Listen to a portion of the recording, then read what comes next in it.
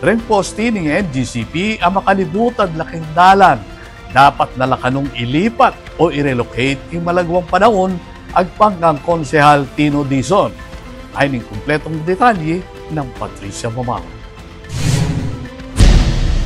Delikado para kareng motorista. Itiing sangkanang City of San Fernando Councilor Tino Dizon, inyapuspusa ng panigobra na ipalipat lareng posti ng National Grid Corporation of the Philippines o NGCP ang makapwesto king libutad ng Jose Abad Santos Avenue o Jasa. 18 lang posti reng saklo ning Hermosa Duhat 230 kilovolt line ning NGCP reng atsuking listahan at dapat ilipat. Uling kawani kanu king peligrong dulot dareti maging sumbagal la naman king kimot ning trapiko. Agpangkang Dizon, maluwat niya kanong meeting gayti. Minuna na niya kanong sinulong ng pamaglipat dareng posti inyang 2013. Inyang muna yang maging konsehal at chairperson ning Public Works and Highways Committee. 12 years no po.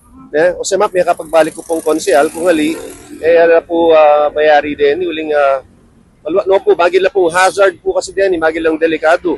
Kareng motorista, taga San Fernando, ako po kareng makidalan. Lalo na po patang madalumdum, mumuran, nabila pong 8 piraso pong steel poles po din, at sula kayong libutad dalan na pwede dang bungguan. I'm sure dakal no po, netang data na may sabal po karening posting areni po. So, sana po ilipat na nila kaya itang peka maligwang panahon yung NGCP, kasaup niya po kanya ng DPWH po. Maging reng mamasadang jeep, aminadong makaabalala reng mga ragula posti, aalos at tsuking libutad dalan. Ako yung pong aksidente, lalo po kareng paseros, kareng sagem po, etapo ay iwasan kasi po, di ba po, dahil kayong kalambata na rin po, kailangan po ilipat tayo po taga, lalo na po kami mamasada kami po, tsuge po kini, minsan po, siyempre, ita pong aberya. Abalala rin, metong lang yung constant traffic, pati kaya imbis na dalanan, o metong niya pang pamilagan.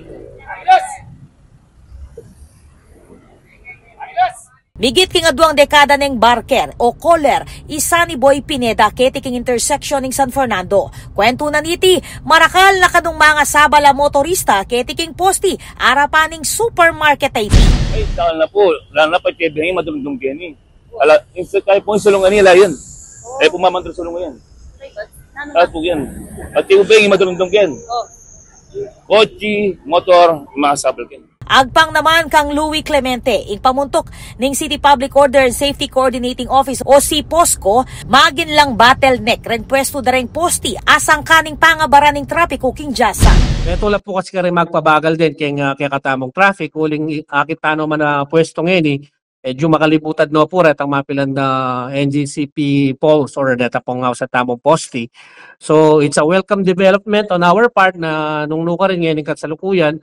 At ina pong malino takbang yung katamong NGCP, baka nita milipat no po rin may sabing poste. Agpang naman king NGCP, banuang 1994 pa, inyang mitalakad lareng poste nga reti, pero king kalambata ning panahon at balaw sa development, kalupa ning road widening, inya antimo, nala makatudreti king salukuyan na bili ning dalan. Sinigurado ning NGCP na ongoing na yung proseso ning relokasyon at target yang mayari ing pamaglipat, bayo mapupus ing December 2025. Out of 18 na mga poste na affected, 13 ang kompleto na po yung pundasyon at nakapag-erect na rin po kami ng 10 out of 18 at nakapag-dismantle na rin po kami ng 4 na poste nito, kompleto na po yung pag-dismantle nito and for demolition din po ay 4. So kung titingnan natin, out of 18 na mga poste, halos na kompleto ng erection ng 10. At mayroon din kaming foundation na nagawa ay may 3 pa na kailangan tayuan ng poste. Mamasala ning kumpanya na maging mabilis mo yung obra nung makisan metong lareng hanggang property owners asaklo dareng poste.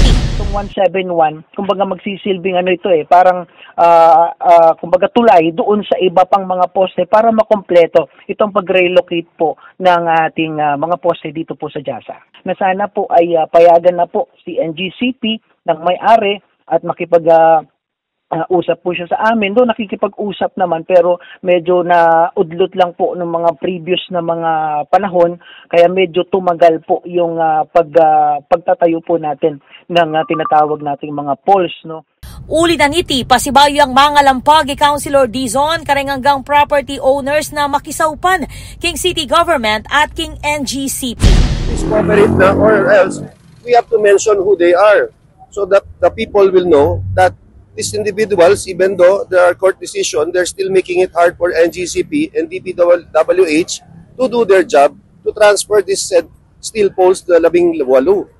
Eh naman po kasi pwedeng lipat mo din 17 o ba't wala kwanyang netong. Dapat sabi-sabela din, uling kailangan niyang paten po in kuryente, minsanan mo po dapat itang pamamateking kuryente. Ang pompa maglipat po, kareni pong kuryenteng areni. Nung dire-diretsing relocation na rin posti, mabawas ang aksidente at mabayat at trapiko. Nune, magdalang maragula kapasnawan king biyahe na rin libu-libong motorista at pasaherong aldoldo daralan king jasa. Ako po, Patricia Mamangon para king News Force Pampanga. Balitang tutuking balen, susuyo.